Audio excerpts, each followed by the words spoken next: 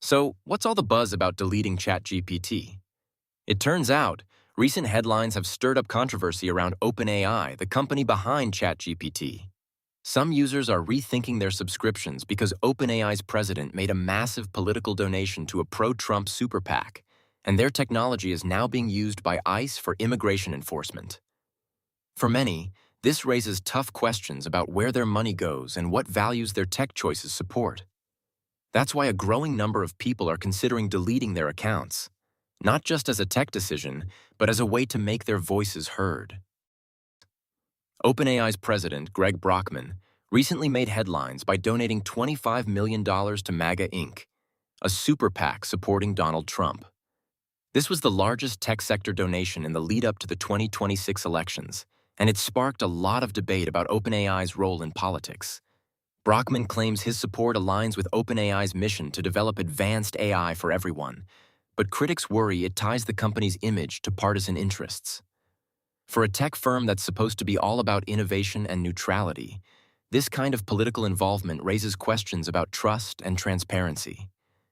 It's a reminder that even companies shaping the future of technology aren't immune to the messy realities of politics. Let's break down what's happening with OpenAI and ICE. ICE, the U.S. Immigration Agency, has started using OpenAI's GPT-4 model to help screen job applicants for roles involved in deportation operations. The AI scores resumes based on how well candidates' experience matches the job requirements, aiming to speed up hiring decisions. But here's where things get tricky. Using advanced AI in government hiring, especially for sensitive roles like immigration enforcement, raises tough ethical questions. Is it fair for an algorithm to decide who gets hired for jobs that impact people's lives? And how do we make sure the technology isn't biased or misused? These are the kinds of issues that come up when AI meets real-world policy. OpenAI has made waves by helping launch a $100 million super PAC aimed at shaping the rules around AI safety. The controversy here is pretty straightforward.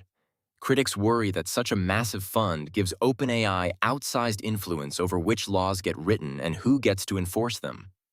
Instead of letting states craft their own safety standards, this super PAC pushes for federal control, potentially favoring big tech interests over local concerns. Supporters say it's about creating consistent regulations for powerful new technologies, but skeptics see it as a way for OpenAI to protect its business and limit competition. In the end, it's a classic debate about who gets to set the ground rules for the future of AI. Let's break down what's going on with OpenAI right now. Their market share has dropped from 87% to 65% in just a year, which means more people are exploring other AI options. Financially, things aren't looking great either. They're spending $3 for every dollar they bring in. Meanwhile, competitors like Claude, Gemini, and a bunch of open-source tools are catching up fast, offering similar or even better features. So, OpenAI isn't just facing tough competition. It's also dealing with some serious money problems and losing its grip on the industry. Most ChatGPT users have no idea that their subscription dollars might be supporting political causes or government agencies. OpenAI's president recently made headlines for donating millions to a political super PAC, but this kind of news rarely reaches everyday users. The company's involvement with organizations like ICE also flies under the radar, leaving people unaware of how their money and data could be used. When tech companies operate behind the scenes, it's easy to miss the bigger picture. Understanding where your subscription fees go can help you make more informed choices about the tools you use. Economic protest isn't just about marching in the streets. It can mean hitting pause on your subscriptions, too. That's the idea behind the Resist and Unsubscribe campaign, launched by professor and author Scott Galloway. Instead of spending money on companies that support controversial policies or political figures, people are choosing to unsubscribe and send a message through their wallets. Galloway argues that in a capitalist society, refusing to participate financially is one of the most powerful ways to demand change. It's a fresh take on protest, showing that even small actions like canceling a monthly service can add up and make a real impact. Let's break down why canceling subscriptions can actually pack a punch when it comes to big tech companies. These firms rely heavily on recurring revenue from monthly subscriptions, which means even a small drop in subscribers can hit their bottom line and their stock price harder than you'd think. Unlike skipping a grocery trip, Canceling a digital service is a quick move that adds up fast, especially when thousands join in. When subscription numbers fall, investors notice, and company leaders start to pay attention. So, economic strikes focused on subscriptions are seen as a smart way to send a message without making life too complicated for consumers. Let's break down what Ground Zero and Blast Zone actually mean when it comes to companies linked to ICE and the Trump administration. Ground Zero refers to the big tech giants, think Apple, Amazon, Alphabet, and Meta, that sit at the heart of the economy and wield massive influence. These companies are often the ones at the table for major government deals and, through their size and connections, play a central role in shaping policy. The Blast Zone, on the other hand, covers smaller firms that directly enable ICE's operations. Like AT&T or Hilton, the idea behind these categories is to highlight which businesses are most critical to the current power structure, making them prime targets for economic protest or boycotts. By focusing on these groups, activists hope to send a clear message to the companies that have the most leverage and the most to lose if consumers push back. Let's talk about protest and why it can feel like shouting into the void. It's easy to get cynical, especially when marches and rallies don't seem to budge the powers that be. But sometimes, that frustration sparks a different kind of motivation, one that pushes us to try new tactics, like economic strikes or collective action. Instead of just complaining, taking real steps, even small ones, can make us feel more connected and empowered.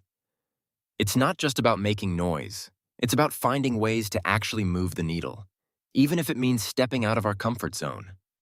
So, do economic boycotts actually work? Or are big companies just too massive to care? It's a fair question. Most of the time, these protests don't make a dent. Think millions of customers versus a few thousand unsubscribing. But sometimes, if enough people join in and the media picks up the story, companies start to notice, especially if their brand reputation takes a hit. The real impact tends to build over time, and it's often the visibility and sustained action, not just the lost revenue, that pushes companies to respond.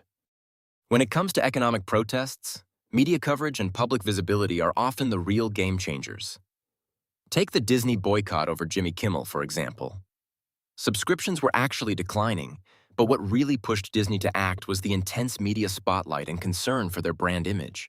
Looking back at the Montgomery bus boycott, it wasn't just a single act of protest. It was a year-long effort that gained momentum through sustained attention and organized action. Most economic protests fizzle out if nobody's talking about them. But when the media gets involved and the public takes notice, companies start to feel the pressure. So, it's not just about unsubscribing or boycotting, it's about making sure your actions are seen and heard. Ever tried to quit a big tech platform like Amazon or ChatGPT and realized it's not as simple as clicking unsubscribe? That's because these companies have a massive grip on the market thanks to industry consolidation. With just a handful of giants controlling everything from online shopping to streaming and search, alternatives are often scarce or less convenient. This lack of real competition means consumers end up paying higher prices and have fewer choices. So, even if you want to switch, the options can feel pretty limited, making unsubscribing a bigger challenge than it sounds. Let's talk about monopoly power and why it matters for your wallet. When just a handful of companies control an industry, think tech giants or big retailers, they can set prices higher and limit your options. That's why you might notice subscriptions creeping up in cost or feel like there's no real alternative to Amazon or Uber. Breaking up these monopolies through antitrust action isn't just about fairness. It's about making things more affordable and giving consumers real choices again. In the end, more competition means better deals and more power in your hands, not just in the boardrooms. America has always had a strong tradition of protest, from the Boston Tea Party to civil rights marches. But lately, our heroes seem to have shifted, from activists and elected officials to tech billionaires and business leaders. This change reflects how much we value innovation and wealth, but it also raises questions about who we look to for leadership and inspiration. Despite these shifts, history shows that when democracy is tested, Americans often rise to the challenge. There's hope that renewed civic engagement and a focus on core values can help us navigate today's complex issues and make the country stronger than ever. So why does economic resistance actually matter? When people band together and make choices about where they spend their money, it sends a clear signal to companies and policymakers. Even small actions, like canceling a subscription or switching to a competitor, can add up when thousands do the same. This collective action has the power to influence business decisions and, sometimes, even shape government policy. At the end of the day, ordinary people have more influence than they might think, especially when they act together. It's proof that real change often starts with everyday choices.